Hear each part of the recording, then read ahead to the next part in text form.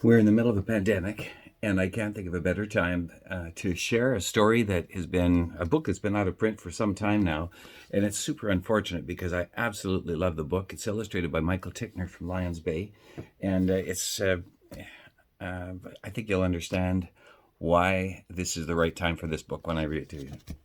And it goes like this. It's called The Colors of British Columbia, written by a prairie boy, which is kind of an interesting perspective. Here we go. When you come to our province, you come knowing colors, the way you've seen them at home, rich and clear, and a part of the memory you'll cherish someday on your own. But don't just take pictures to do BC justice. You'll need more than tracings of light. There's more to our colors than pictures can show. You'll need to use more than mere sight. I remember when I first saw mountains and lakes, our forests, our oceans and shores. I was used to the colors I brought from my prairie and thought that I'd see little more. But soon, shortly after, I saw a new color, and I wondered what more there might be. Let me now tell you, because it's fresh in my memory. I found my first color in trees.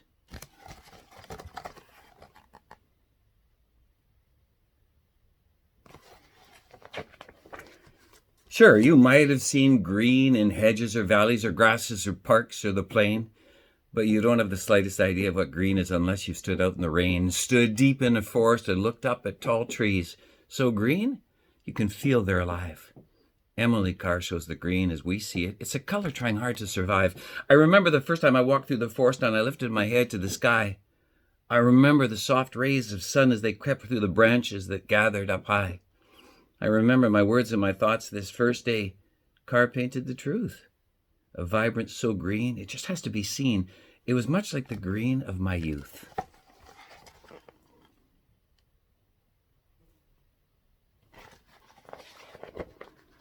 When you try to look back at your memories of red or visions you have of your home, you'll likely remember clowns at the circus or toys that were lost as you've grown.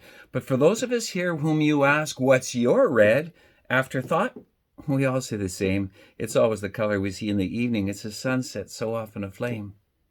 It's the kind of red sunset that we might find on postcards, the kind that will have people say, it's just like a picture painted on velvet, but it really can't look quite this way. Well, it does look like velvet, and it does look like dreams, and it does have that mystical look of dragons and castles and princes and fairies and places seen only in books.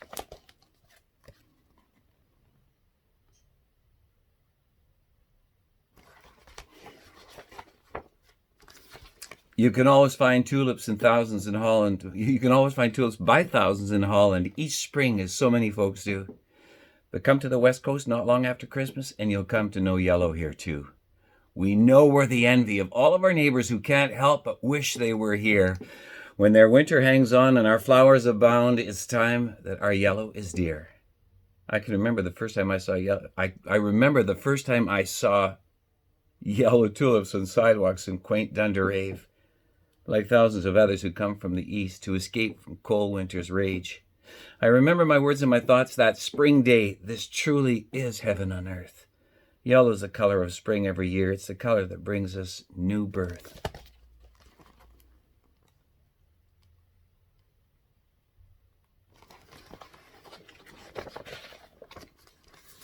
And what about blue? You might think the sky, that's a blue that's known everywhere.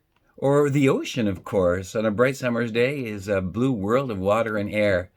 But for those of us here who wake every day in the fresh, crisp air of this land, it's the blue that we find on the tarps in the bay. When you see that blue, you'll understand. I remember the first time I rounded the bend and came right up to the pier. I remember the chill of that morning in winter, the damp and the frost were so clear. I remember my words and my thoughts that cold day. I've never seen such clear blue. It was as deep and as rich as the lakes in our Northlands, and I now can share it with you.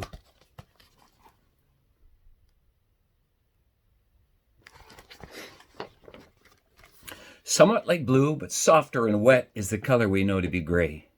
That feels much like rain, hung low in a cloud with tones of soft, gentle clay. It's a fog that's filled with our history, a spirit that speaks of our past. It's a feeling of something quite eerie, and yet it's a feeling we all want to last. I remember the first time I saw this gray, this mist hanging over the sea. I remember wondering if any were lost as I looked. Were they looking for me? I remember my thoughts and my words that cold day. weren't as clear as was the sound of the moaning and calling of distant foghorns, like a crying with no one around.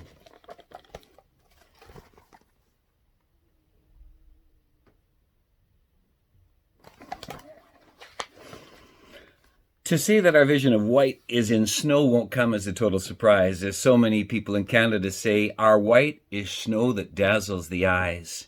But the feature that makes our white so unique is its placement far up in the sky, where it crowns all the mountains through most of BC, to be seen as they tower up high. I remember discovering the beautiful Kootenays that seemed to be lost in the clouds. I remember my smile when I found the Cascades as they stood out serene and that proud. I remember my seeking the lions out and the thrill as I found them that night. I now know for sure that the beauty of mountains is found in the color of white.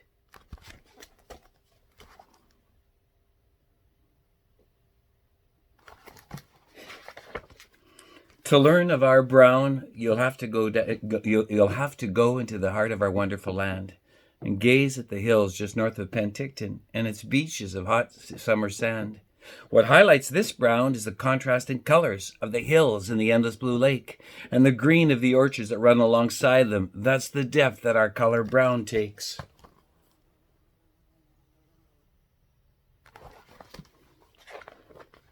To seek out our purple, you'll have to go down to the beach any time of the year. Discover the starfish washed up by the sea or clinging tight to the pier.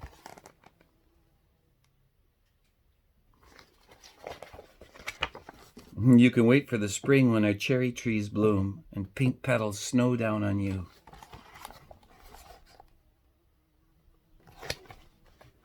If you're here in the fall, you'll find orange in the leaves of our maples. But let me tell you,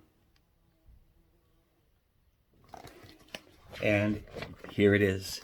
The truth of our color is not just in flowers, in lakes, or in valleys in winter or summer.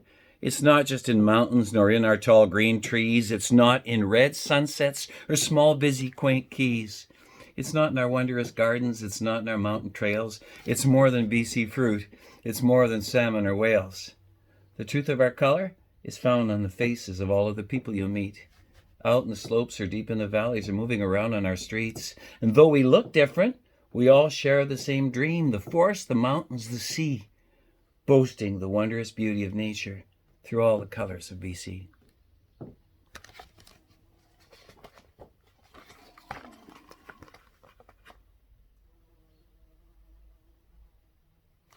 Thank you.